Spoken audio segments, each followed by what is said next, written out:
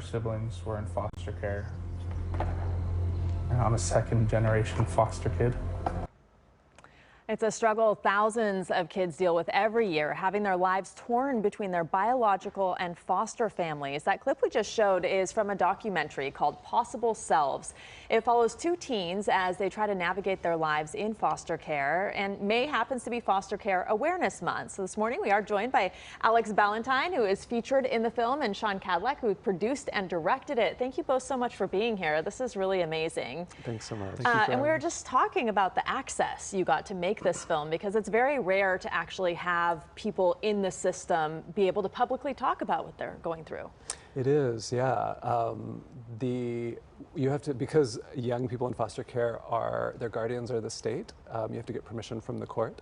And through the nonprofit First Star that Alex was in when he was, when he was 14 years old, we were able to get permission to immerse ourselves in the lives of young people experiencing the child welfare system. It is so important to hear it from your perspective, Alex, and it was very brave of you to share your story. I'm sure it's not easy to be, under the microscope in that way, but tell us a little bit about what you went through. So foster care for me was very interesting. I started off in an emergency shelter when I was 12. From there, I bounced, I had a group home, and then I had the foster family, my first foster family, for 2 years. From there, I kind of bounced around a little bit, more emergency shelters, group homes. I ended up with legal guardians, and then at 18, unfortunately, I was homeless. Homeless for a few months, and then went through transitional housing up until I was 21. And then after that, did a little bit of transitional housing plus, which is up to 24. But I aged out of that when I was 22. I mean, that's a huge issue we hear about a lot, right? Is the aging out of foster care. All of a sudden you turn 18 and there's nowhere to go. Yeah, so unfortunately, my social worker was a social worker intended for very young children. She didn't have any other teens my age. So she didn't really have a clear, grasp on the resources that were really offered to me. So like, the documentary shows, I was homeless for the first few months before getting into that transitional housing program, which I think could have been avoided had I had, the right social worker.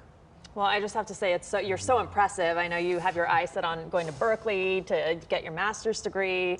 It's really impressive how you've accomplished all you've accomplished. And for you, why was it so important to do a documentary on this very sensitive topic? Yeah, well, these are stories that we almost never hear. And there are almost 400,000 young people in foster care right now. It's a huge percentage of our population.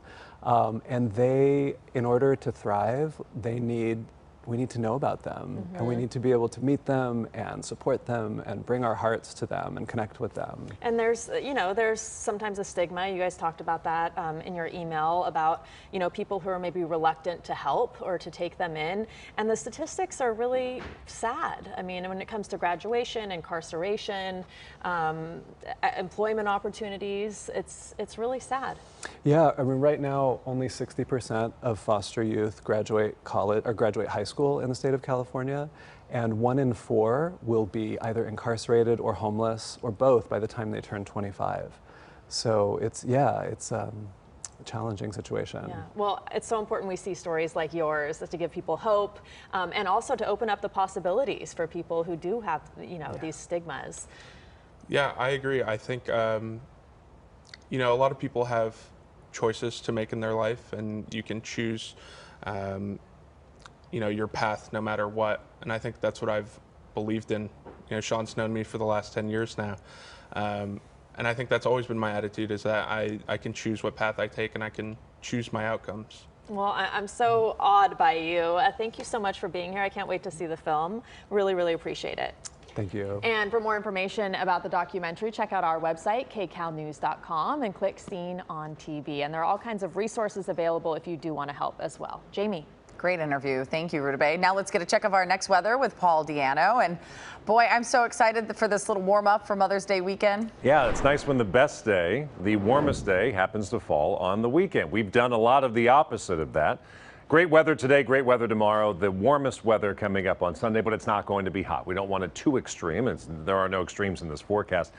A lot of sunshine right now, and this is earlier by like an hour or two than we first thought. Our inland valleys are almost completely devoid of cloud cover. This is Mount Wilson looking down on the St. Gabriel Valley. I expected it to be socked in with clouds till like 10 o'clock. It's 8:48. Clouds are already thinning out. They're not gone at the coast. Santa Monica still mostly cloudy.